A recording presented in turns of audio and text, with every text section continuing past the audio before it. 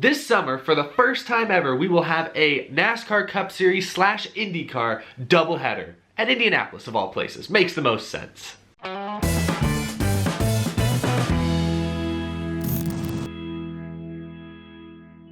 How's it going, y'all? My name is Eric, and welcome to Out of the Groove. Today is going to be a very open-wheel focused show. You guys know me, I'm primarily a NASCAR fan. I keep up with other motorsports to some extent, but not nearly to the extent I keep up with NASCAR and stock car racing. But today's episode, we're going to be talking not just about NASCAR, but also about IndyCar, because in the last 24 hours, there have been a lot of major news stories that kind of involve both in a very exciting way. So we have a few different things to talk about, but that's kind of going to be the gist. That's kind of going to be the focus of today's episode. So get ready. I've been preaching this for a few videos now. Obviously, there's a lot of bad in the world right now. A lot of tragedy, a lot of people struggling, and I don't mean to dismiss any of that or act like none of that matters, but I have been saying for a while now that just because there's so much bad that deserves our attention, that doesn't mean we should ignore the good things that do come out of this. And today's video is no different. COVID-19 has had plenty of negative effects on the world.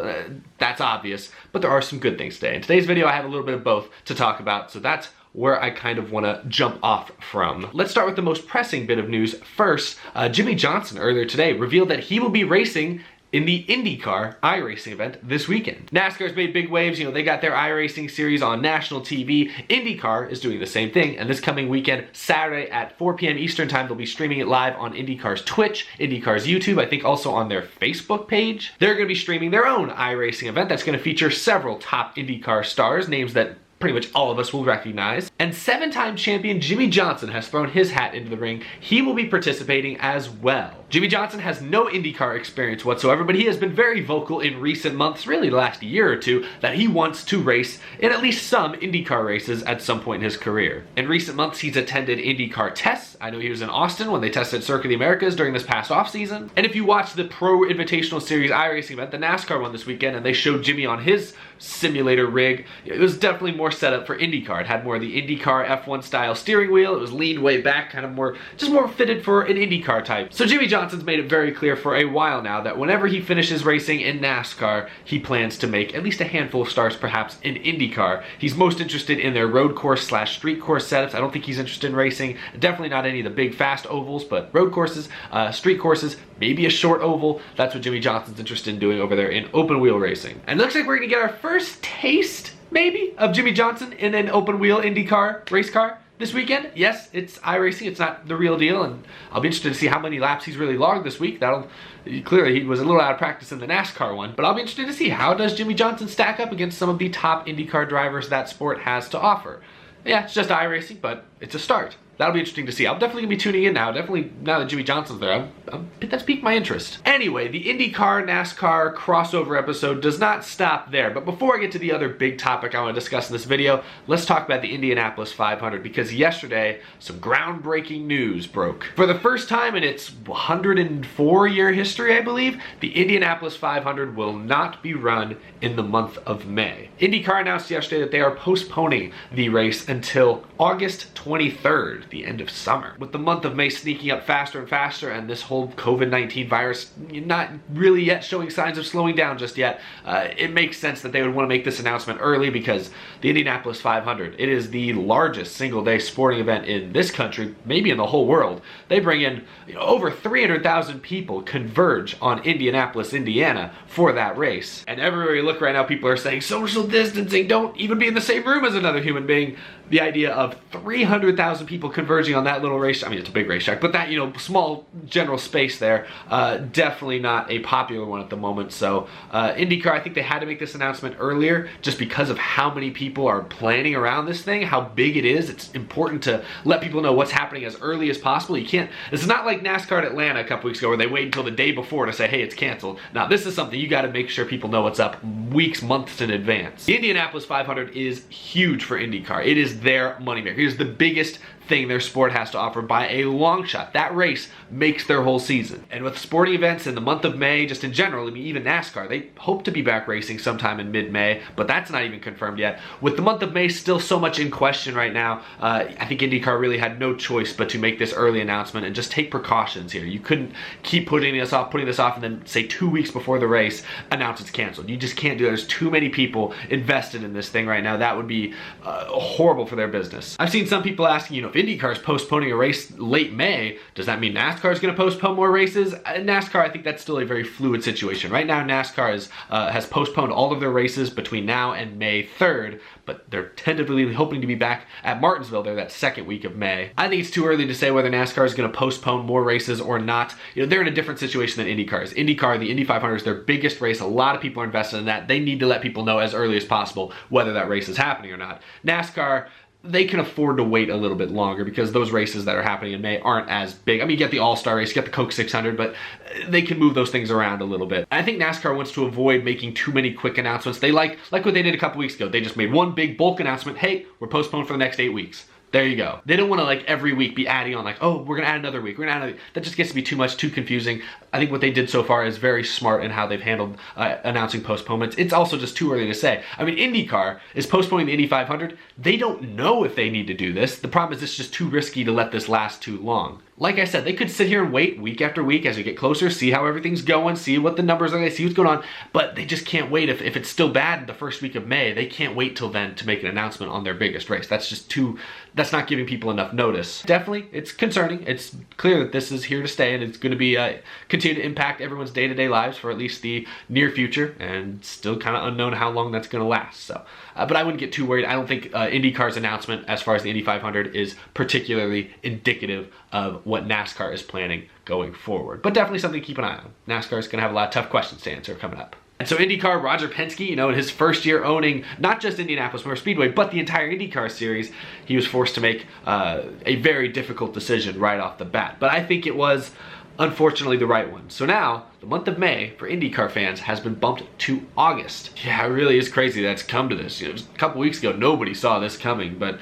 now I do want to talk about how NASCAR fits into this. My last big topic of today's episode, you know, IndyCar, obviously they're known for the Indy 500. That's their big thing in the month of May, but that's not the only race IndyCar traditionally runs in the month of May at the famous Indianapolis Motor Speedway. They also run on the road course as part of the Indianapolis Grand Prix. IndyCar announced yesterday that they are also postponing that race, but they're not postponing that one to August. No, they're postponing that race to the July 4th weekend. The same weekend that NASCAR is set to run at the historic Brickyard. And this is what I mean when I say you cannot ignore the good things that have come out of this. This is a very cool thing that has happened. So the tentative schedule right now for the July 4th weekend is that Saturday, July 4th, IndyCar will run on the road course, the Indy GP, their whole thing. And shortly after that race ends, later Saturday afternoon, the NASCAR Xfinity Series is going to run on the Indianapolis road course as well. This will be the first time stock cars, or NASCAR stock cars, have run the Indy road course. Remember, Tony Stewart is coming out of retirement to race in this race as well. So a lot of eyes already focused on the NASCAR Xfinity Series Indianapolis race. But now with IndyCar doubling up on the same day, wow, that is going to be a hot ticket for sure. Literally and figuratively. It's also the month of July. It's going to be toasty out there. But then, of course, Sunday, July 5th, the very next day, is the Brickyard 400. Business as usual for the NASCAR Cup Series. 400 miles around the traditional oval, rectangle, you know, a layout of the Brickyard.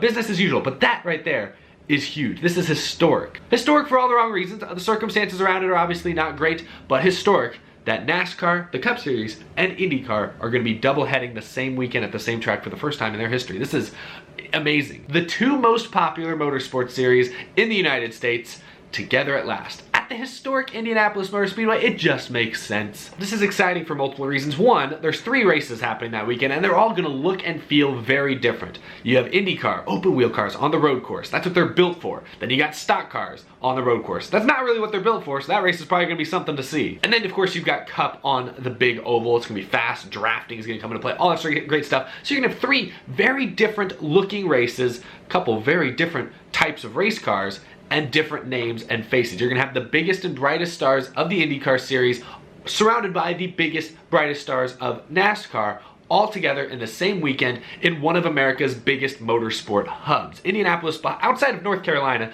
Indianapolis is the hub. I mean, it is the hub for IndyCar, obviously. It is a huge racing city with a strong racing culture. So doing this doubleheader at that racetrack in that city makes a whole lot of sense. Again, it's unfortunate that it had to happen under these circumstances where IndyCar is kind of having to scramble and shuffle things around, and NASCAR is, I guess, trying to accommodate a little bit. Like, it's not the best situation, obviously, but this is going to be great for fans. This is huge for the fans, especially those who are considering being there in attendance. I know Indianapolis on the NASCAR side of things has struggled mightily with attendance over the last several years. That line is going the wrong direction, but this is without a doubt going to put a few more butts in seats, and it's going to open up some IndyCar fans to NASCAR, and it's going to open up some NASCAR fans to IndyCar, and I think that's just great for the health of American motorsports in general. Nobody's really in a position right now in 2020 where we can be like, sparking rivalries, like, oh, I only like NASCAR, but I hate IndyCar. I love IndyCar, but I hate NASCAR. There's no real point of that. You can have your preferences. I obviously watch NASCAR more than I watch IndyCar. I prefer that style of racing, but now more than ever, I think it's very important for the health of these motorsports that fans are willing to give them a try. This is honestly better for IndyCar than it is for NASCAR, because NASCAR has the bigger audience already. This is opening up more eyes to IndyCar than perhaps they had beforehand. So this is huge for IndyCar, but it's also important for NASCAR, because there are some fans in IndyCar who maybe will be seeing NASCAR on a road course for the first time, especially in person maybe, and might have a new growing appreciation for it. I have no idea. The fact that you have Tony Stewart, a guy who's raced IndyCar, he's raced NASCAR, he's a champion, he's kind of there to bridge the gap in a sense. It's going to be really interesting. Now, that's kind of my other point here is, will we see any drivers, IndyCar drivers perhaps try a NASCAR race? Any NASCAR drivers duck over and try to run the IndyCars? Will we see any of that? I saw a couple of quotes I heard from Simon Pagenaud, IndyCar driver, Indianapolis 500 winner. He sounded like he was interested in running the NASCAR race, but didn't think it was going to logistically be possible, partially with everyone scrambling right now, as is with the schedules all changing up in the air, and everything's going to be a lot more compact. Might be harder to get that deal put together, but I think there is definitely mutual interest from some NASCAR guys and some IndyCar guys swapping around and running one of their series, trying to get a car, trying to race that weekend. So fans in attendance are going to be in for a real treat, but even fans watching at home are going to have a lot of great racing to watch and a lot of different racing to watch. It's not just going to be like Trucks Xfinity Cup in a weekend where the racing's a little different, but not that different. You got IndyCars out there. That's just a completely different style altogether than what we're used to seeing in NASCAR. So that's going to be a really cool weekend, a really good chance to see things that NASCAR fans maybe aren't used to seeing, and a good chance for IndyCar fans to see stuff that they're not used to watching. It's going to be really exciting. It is going to be huge, and also, I mentioned 4th of July weekend. It's already a great celebration, a party weekend for this entire country. Could be an amazing moment for both motorsports. So I'm excited to see this. I hope you guys are too. I wonder though, in the comments, let me know, are you excited to see IndyCar, NASCAR double-headed up at the Indianapolis Motor Speedway? Or do you think it's kind of, I think you think we're overblowing it? Let me know what you think down in the comments. I'm curious to hear all of your opinions on this one. Anyway guys, thanks for watching this video. Subscribe if you're new. We do this type of stuff every single week throughout the week, even during this hiatus. I'm not going anywhere. Follow me on Twitter, follow me on Instagram, and a big thank you to my Patreon supporters. I could not do this show without the support I get from each and every single one of you. Once the season gets back rolling, I might have to make it out to that Indy doubleheader. I haven't been to Indianapolis Motor Speedway in 13 years.